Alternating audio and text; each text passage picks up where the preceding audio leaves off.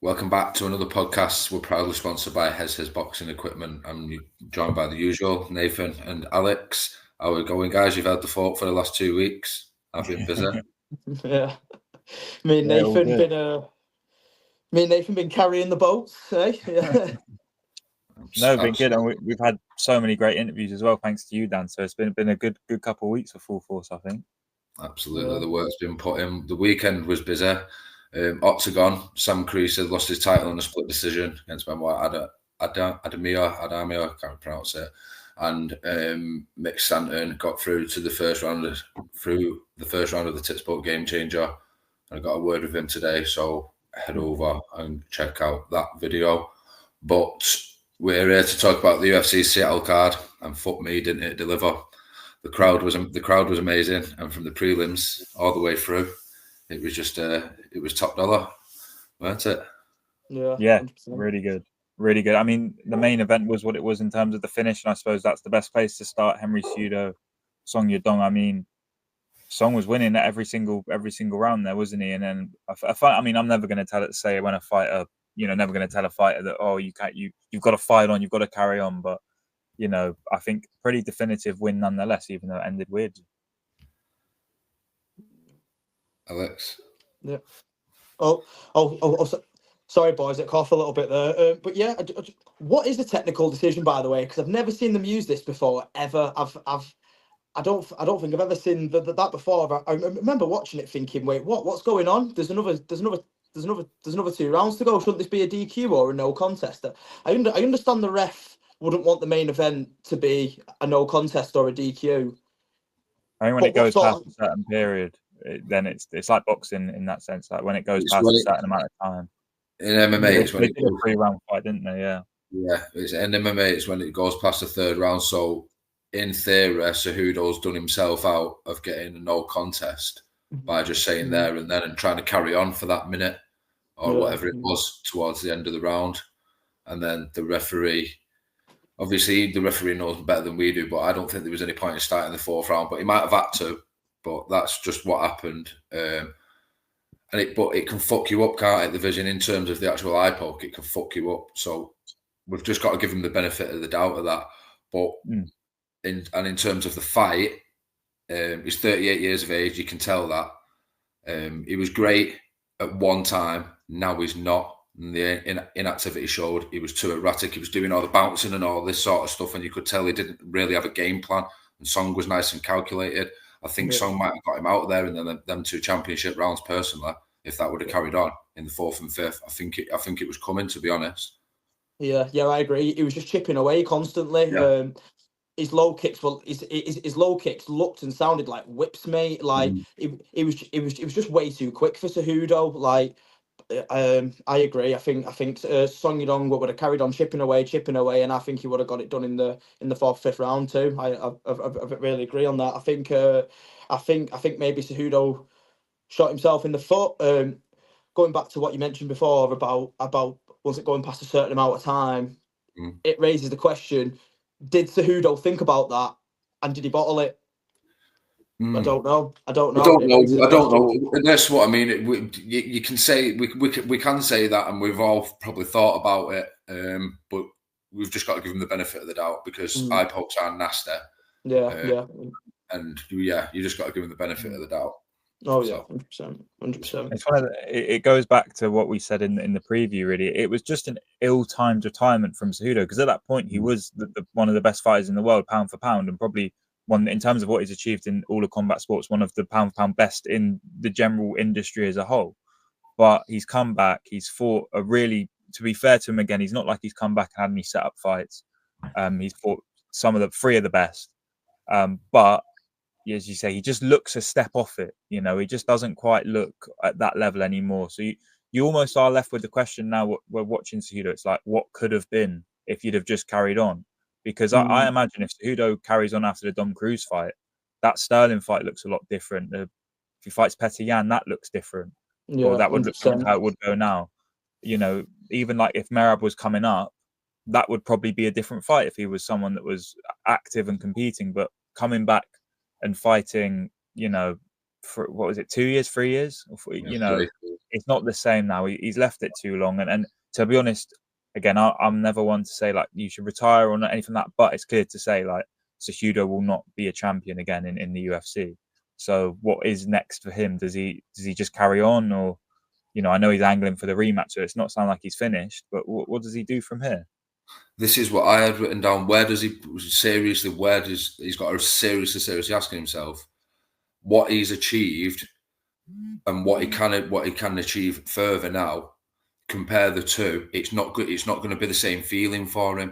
Do you know what I mean? He's been double champion. He's done so much for the lower weight classes.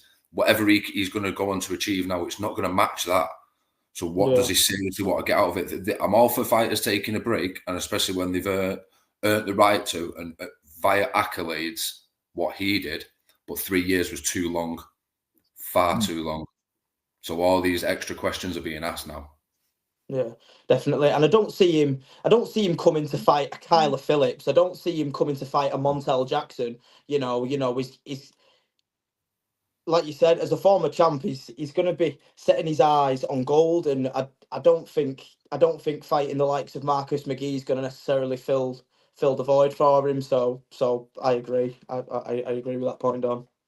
And he is a good coach, Cejudo, isn't he? So I mean, he's got that at least in the back pocket. I think it's Zhang that he was coaching or still coaches, and he's been pretty good at that. So at least he's got that in the back pocket. But yeah, I don't see. I think you maybe might see him against Aldo or someone like that in terms of you've got Cejudo, and if he wants to fight, you may as well stick him against some big names and just have that main. That's an easy main, and that's probably a better fight for Aldo in terms of rather than like giving him the Batistas and giving him all these guys, up and comers. You just want to see Aldo have these cool, fun fights. Cejudo can also sort of, I mean, they'd be less fun, but they would fit into that category. But I mean, for Song Yadong, where do you guys see him next? Where do you reckon now? Is it Corey Sandhagen rematch, something along those lines? Do you reckon? Yeah, I think that's got the potential to be a barn burner. Yeah. Yeah. A Corey Sandhagen or a Figgy. Yeah, I like that. Maybe even Umar Nurmagomedov if they fancy, if he's not straight in for the title rematch. But I think that's a possibility. Yeah. I think Umar needs to get to the back of the queue, and I think a Song Yadong fight would. I think a Song Yadong fight would be great for him because he's having to fight back down. He's not fighting Figgy who's 5 or a Peter Yan who's a 2. He's having to go all the way back to a number 8, which I think is fitting considering he did kind of get fast tracked a little bit with a Corey Sandhagen and title shot. Yeah, I think it works for both rankings wise and stylistic wise, wrestler versus striker. So I think that's a beautiful matchup. That actually, we like playing matchmaker here every week. Let's move on to the co-main event: Fluffy Hernandez and Brendan Allen. It was a rematch for the LFA title 6 years ago. What's your takeaways from it, boys? It was good for the first 2 rounds, weren't it? And then the third round, it just sort of died out a little bit. I think Fluffy did what he had to do to nick it. Did he? I think he won it by 29-28 on all 3, were it? Or it might have been 30-27 on one of them. Yeah. I think with Brendan Allen, I think there was certain points, especially in the grappling exchanges, where there was points where maybe if he would have turned the heat up a little bit, he probably would have had a bit more success maybe in the second and third rounds. It was looking really good in the second round in particular, in my opinion. But the third round just kind of happened. I guess there wasn't really much to say on that one. Not sure what your takes were on that, Nathan.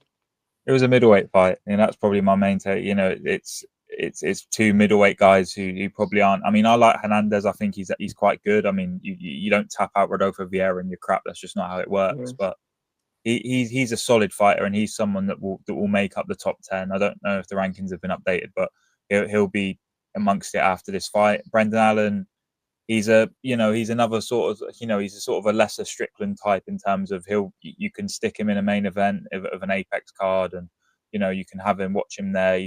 He talks a bit, and he's got all of that. But I'm not particularly high on him. He's obviously talented, but he's not someone that's going to get up there in terms of the title fight. So I mean, I was glad Hernandez won. I thought he won it. He won it just about. It was a fine fight. It was not really much you can say in terms of matchmaking. I mean, you just keep moving up, really, Hernandez, and that. I'm sure they'll find each other again. To be honest, the middleweight's not the deepest division, so I'm sure they'll find each other again. We'll have the trilogy fight as much as we may or may not want that. Absolutely. And moving on, Rob Font took Gene Matsumoto's unbeaten record. Now that was a great fight. Personally, I thought that was a great fight. And another fighter that's had his unbeaten record taken. Fair enough. I think it was on a bit of a relatively short notice. I think he only had so many weeks to prepare, but he gave a good account of himself. But Rob Font took the victory. What was your takeaway? It was a good fight, really good fight. And Rob Font is that's a great test for Matsumoto. I think that's one of those losses that you can't really take too harshly. I'm sure he'll be unhappy. He lost, especially split decision, but you're losing to a veteran, a guy who I think he's ranked. He is ranked, Rob Font, ranked quite high. So that is not a bad loss for your, what is it, second or third? Matsumoto's not fought in the UFC too often, as he is. No, he's not. But he's no 2 or 3, I think. So, third fight, and I mean the guys he beat before. I just had Dan Argueta and Brad Katona, who are both good fighters. You know, this is a good guy who came up against Rob Font, who's he's got a really strong jab. He's a veteran. He's been around for ages. He's really good. And I mean, Rob Font was going to fight. Was it Cruz? Was it Cruz he was going to fight? Yeah, it was a Cruz retirement fight. So I mean that tells you how good Rob Font is. That he was he was probably gonna beat Dominic Cruz. Let's be honest, he probably was going to take him out of there. So he's really good. Matsumoto can be proud of himself, and it gives him a solid sort of, right, this is where I'm at, and I'm not that far away from him. So there's plenty to work on. I'm sure that's the sort of fight that if you're a champion, then that's going to light a fire under him, and he's going to be someone to watch out for sure. Yeah, definitely. And I just had a quick look over the stats as well, just to kind of re-jog memory of the fight. And he shouldn't be disheartened at all. I completely forgot about the second round when he was taking him down. He was Matsumoto was taking down Rob Font in the second round. And I know Rob Font was trying to get off some submission attempts and everything, but still he took him down 5 times. Thinking back, it was a lot more competitive than what I thought it was going to be. I thought the jump up with Rob Font was going to be a bit much, considering when you look at his past opponents like Brad Katona and the other guy who aren't even ranked at bantamweight. He's a bantamweight Matsumoto, isn't he? Correct me if I'm wrong. That's why the fight was at catch weight, wasn't it? Yeah. And like that's what I mean. He's gone up a weight, fighting a guy like Rob Font, having a good account of himself. You look at the stats, the strike difference really isn't big at all. You look at round 3, 50 Rob Font, 46 to Matsumoto. So it's significant strikes, 40 to 41. It's not like, he's had a really good account of himself. He should be.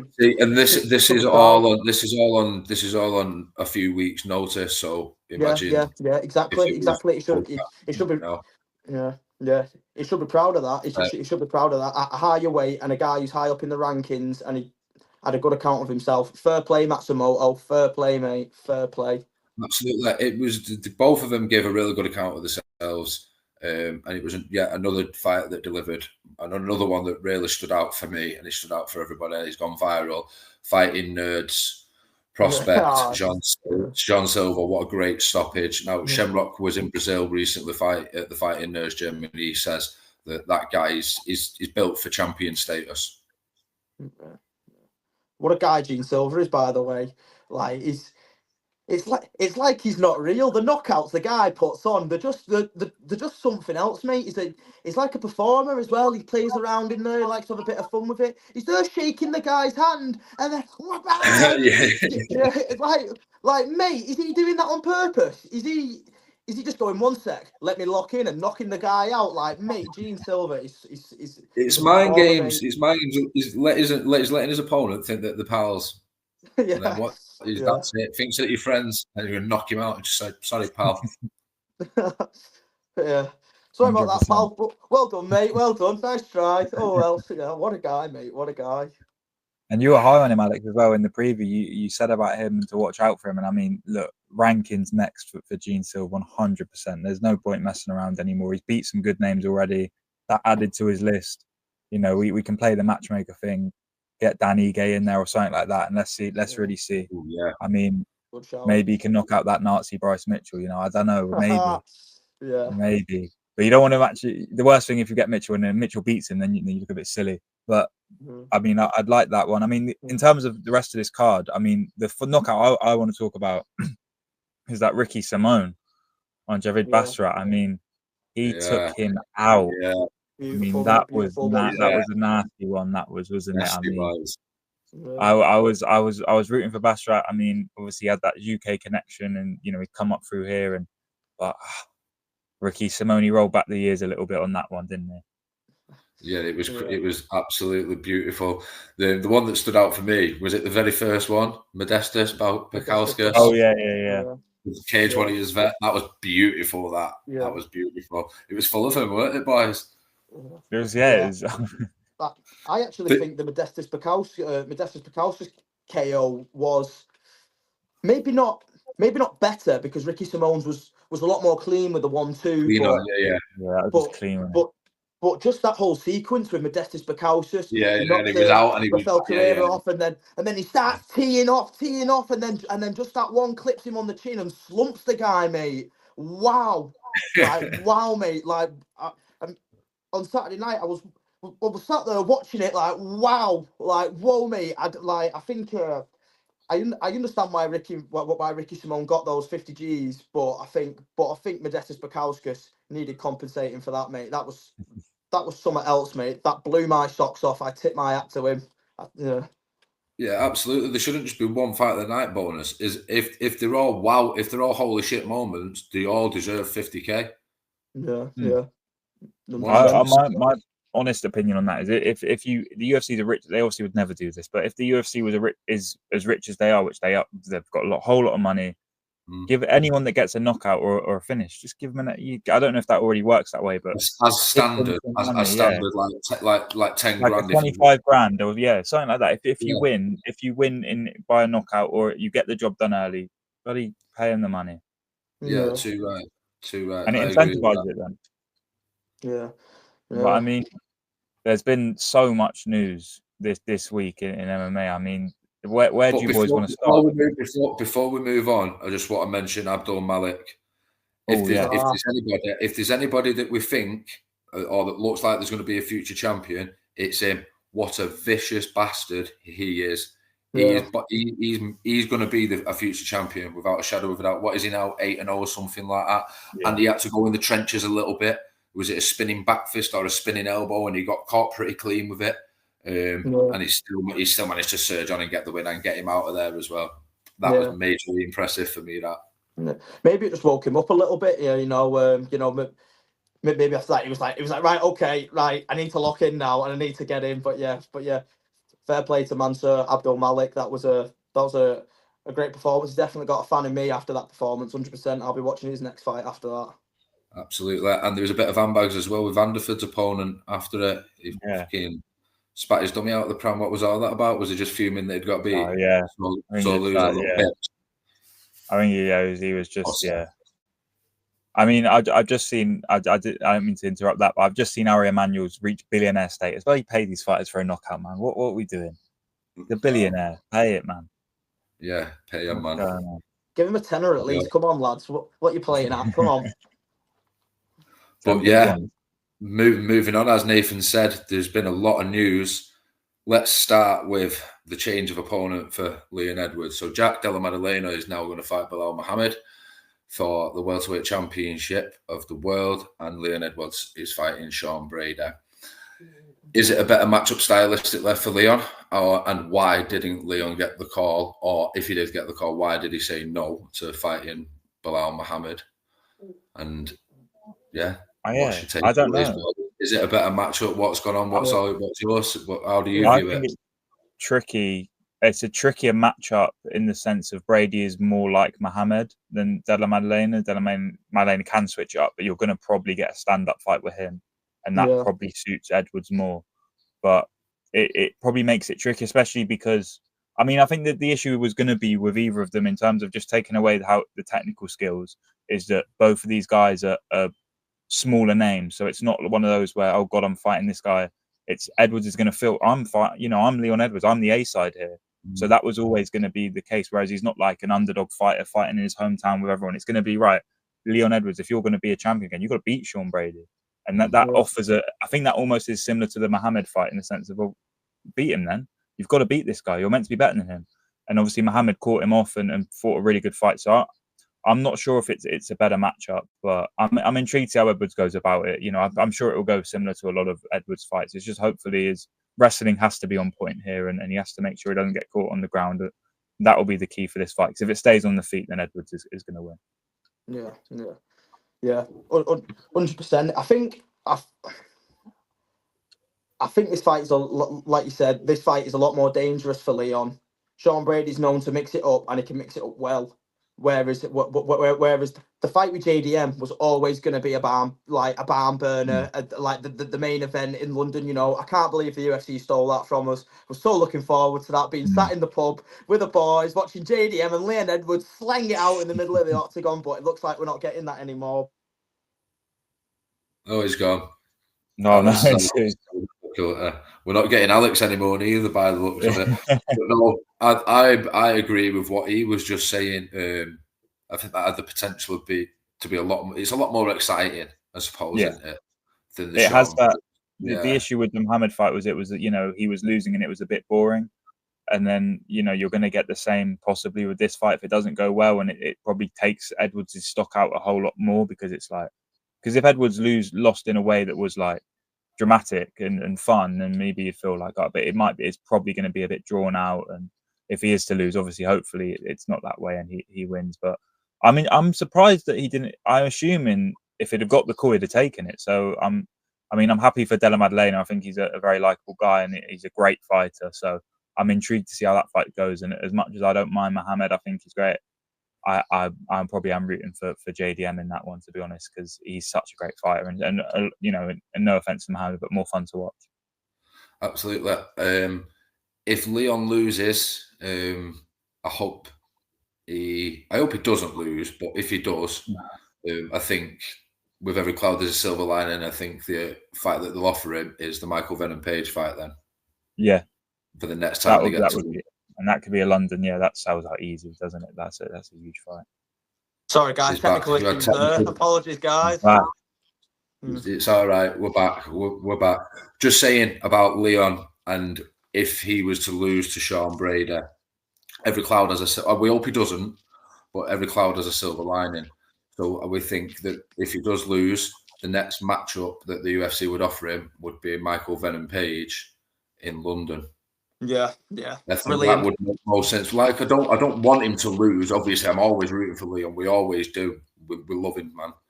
He's our champion. But that is a tasty matchup also for us for the UK side. That would be massive. It'd be a lot bigger than this Sean Brady main event anyway. But the other announcements, UFC 314, Volkanovski and Diego Lopez for the undisputed. Yes, that's right. The undisputed featherweight championship, because Ilya Topuria has gone up £10 because he can't make the weight anymore. And he says he's done all he can at featherweight. There is probably challenges around at featherweight, e.g. the man in question, Diego Lopez. However, he can't make the weight, and if it's going to take him 6 months to make featherweight, you need to get it moving. You know, there's so many in line. You look at that featherweight division, and there's the likes of Ron Murphy and everybody coming through. Keep it moving, man. Come on, shift it. I like that. So, Volkanovski, Lopez. Let's start with that fight first. Let's start with the main event. We're excited to see Lopez fight for the title out. The boys are all a big believer in Diego Lopez. We do like Diego Lopez over on these shows, don't we? Yeah. It's a scrapper, Diego Lopez. How can you not like him? The guy puts his heart and soul into every fight. You can just tell. What a great fight, by the way. But yeah, I'm a Volkanovski fanboy. I think Volk takes it decision. I'm a Volk fanboy. Guilty as charged. I'm the same. I'll be rooting for Volk, man. I just love that guy. I think he's a great fighter. I'll be quite sad, but I'll be happy for Lopez if it goes the other way. Because I mean, this is a perfect test for Volkanovski in terms of, is he past it a little bit? Because Lopez, as great as he is not Ilia Topuria.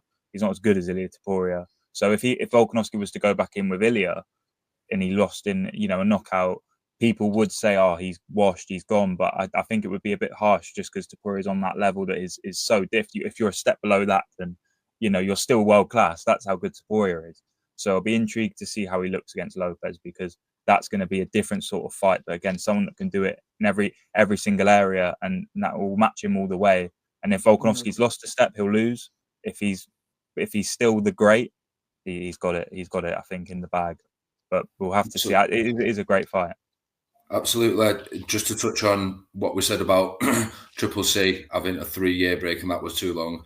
I think Volkanovski has had the right amount of time away from the cage now, and Lopez is the perfect dance partner to see if that is the correct statement. I think, like you said, Nathan, if he would have stepped in with Ilya, the outcome would have been the same.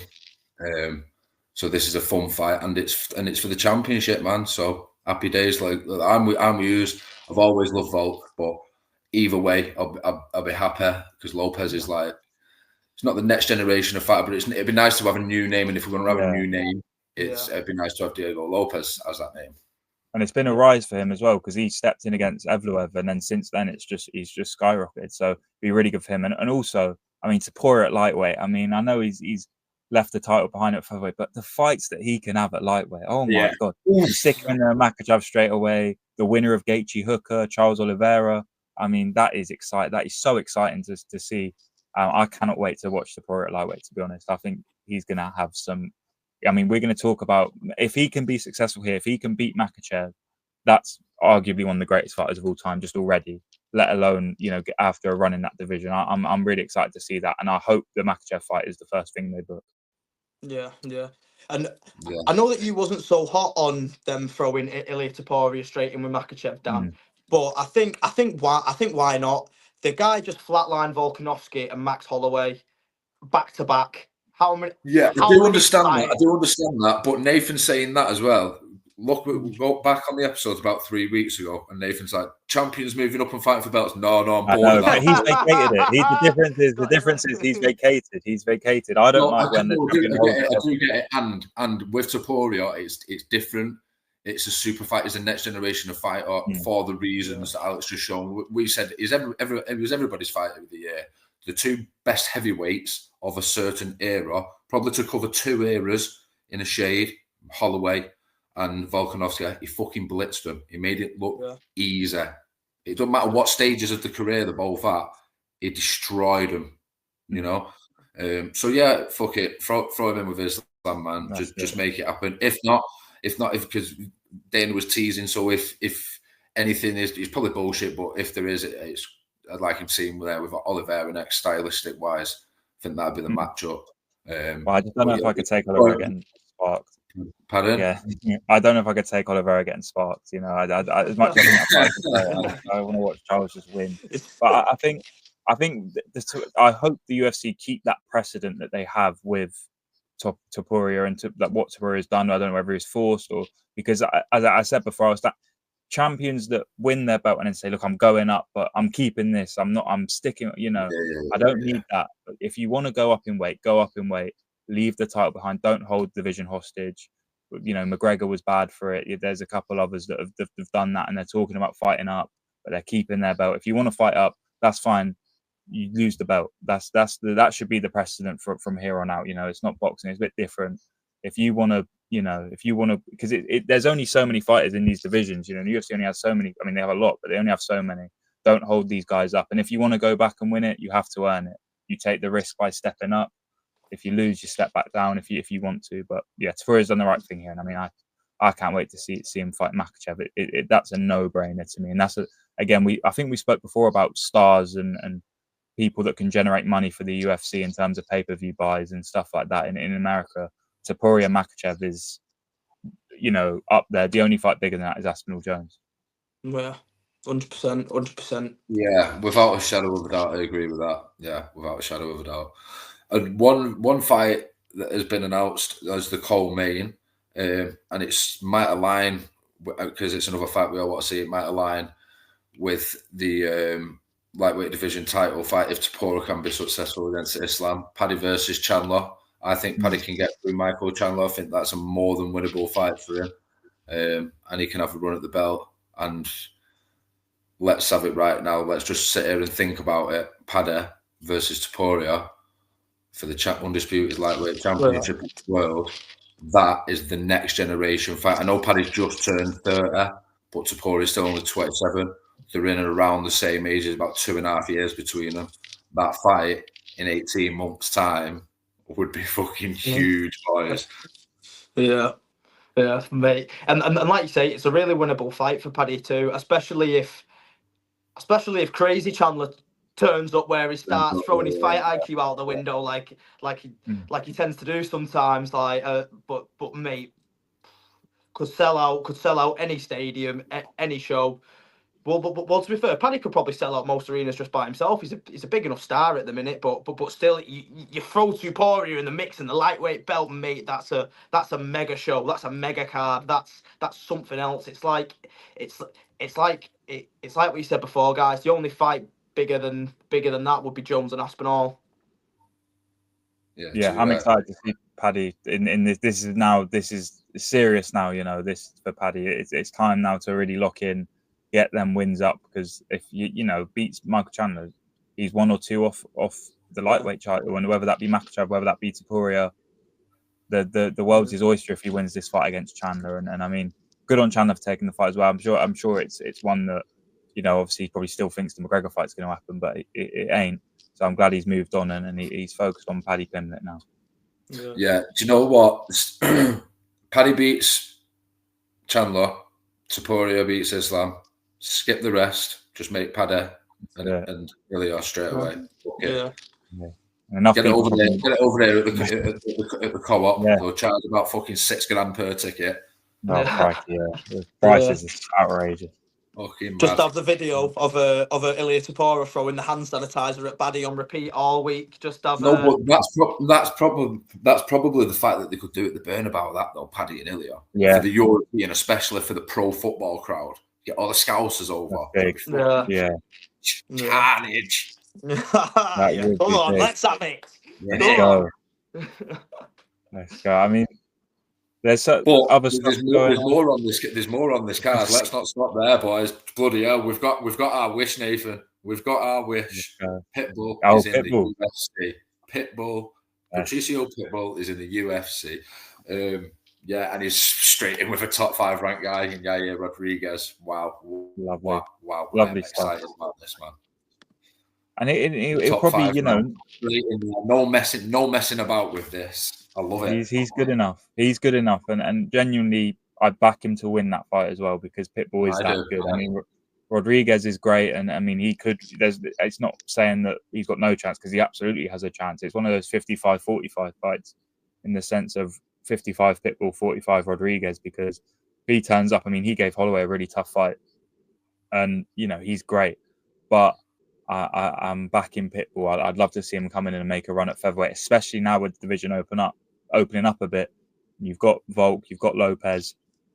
I think the winner of this one fights the winner of Pitbull. Ideally, if Pitbull wins, I suppose if you're the UFC, you want Pitbull to win, so then you can just throw it straight in and have that matchup. Yeah, straight in the title fight. Yeah, 100%. Yeah. Volkanovski versus Patricio Pitbull. Yeah. Sign me up, baby. Sign me up. Yeah. I've been mad on Pitbull for years. I'm so happy with this one. I am. I'm so happy. Another one that really jumped off the page for me as well is Carlos Prates versus Jeff Hands of Steel Neal. Now that one's another banger. Wow. This card is on paper. It's got to deliver, but on paper, it's card of the year, isn't it? Yes, it's looking that way. It's edging away. I mean, if we want to just go back to next week quickly, I mean, you talk about card of the year, worst card of the year. This weekend coming up, Manel Kape versus Alan Bayev. I mean, it was meant to be Royval Kape, which, by the way, would be a fantastic fight. I hope they rebook that.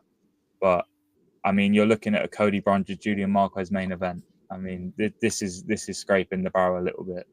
Unfortunately, it's a card fit for the Apex, I guess. And there is some stuff on here, Sam Patterson's fighting Danny Barlow. That would be a good fight. I was going to say we've got some UK interest, haven't we? Sam Patterson's fighting the unbeaten kid, isn't it? Yeah. Fight. And look, there's some William Gomez is fighting Hyder Emil. That would be a good fight. Yeah. Hack Parast is fighting Ribovics. Hack Parast, pretty good fighter. And then you've got Charles Johnson, who I think is pretty good value.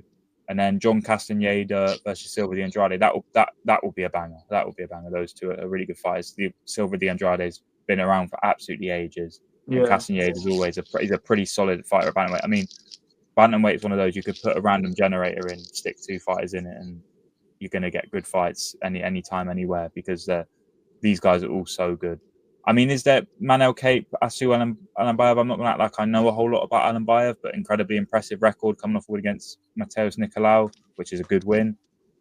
I mean, have we got any thoughts on this fight? I mean, it's not particularly. It's one that could be quite good, to be honest, but it's just not that sort of big name thing that you. Yeah. Do you think this is kind of like the UFC's filter machine to kind of see who they can feed next to Pantoja? That kind of what it feels like to me. They've just gone. We've got no one for him to fight. You fight, and then that's what it kind of feels like. The UFC's just gone. We need an opponent for Pantoja, and then the whole card's just been kind of built around that. I'm looking forward to seeing. Just touching back on Sam Patterson. I'm excited to see him fight, because every fight he's been in the UFC has been great, and they've all ended by a finish in the first round. I believe. Yeah. I've just had a quick double check. All of his fights they've ended in the first round. I know he lost his first one, but he's a good fighter. Sam Patterson. He come up on Brave. Brilliant. Very good fighter. And Danny Barlow's unbeaten. So big test for him. This big test. Yeah. It's in the apex. This though, isn't it? That's probably why that's why the main event is what it is, isn't it? You know. I mean, it's meant to be Roy Valt, but again, I mean, it's one of those fight cards that they've got a television contract. They need to fill out a certain amount of dates. This is what we can do. I mean, Julian Marquez, I'll never look at the man the same after that whole Miley Cyrus thing. If anyone remembers that, that was cringe thing about it. If you don't know it, look it up. It's so cringe. But I don't see a whole lot. I mean, Austin Lane's on the main card, for goodness sake. It'll be what it is. Hopefully it delivers, because again, I suppose that's what the ultra positive fan would say. You know, you never know. This fight card may deliver, and there are some genuinely good fights on this card. But I mean, it's such a. I mean, PFL have just done their bantamweight thing. I don't know if you guys have seen that. Yeah, I've seen all the announcements for all the world stages. I got an exclusive with Abraham Babler. He's in the European tournament. Put that interview on Instagram. I also know another one as well. I'm not going to announce that on here. That'll be TBA. That's in the middleweight division. The takeaways from it are the people who aren't involved in these tournaments.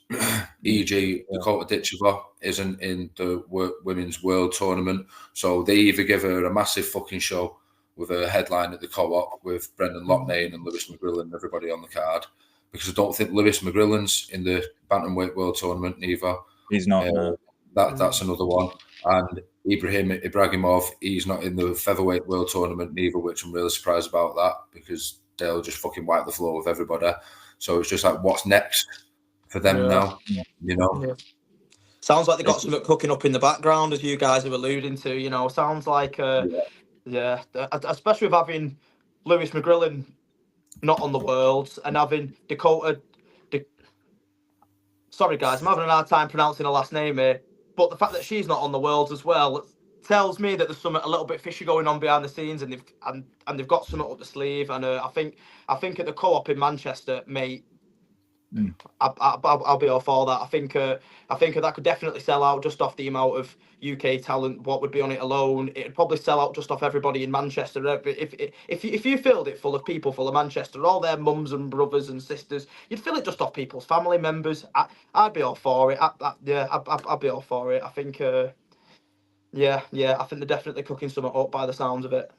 Yeah, they have to be. PFL, I hope they do come to Manchester. It's got to be in the making.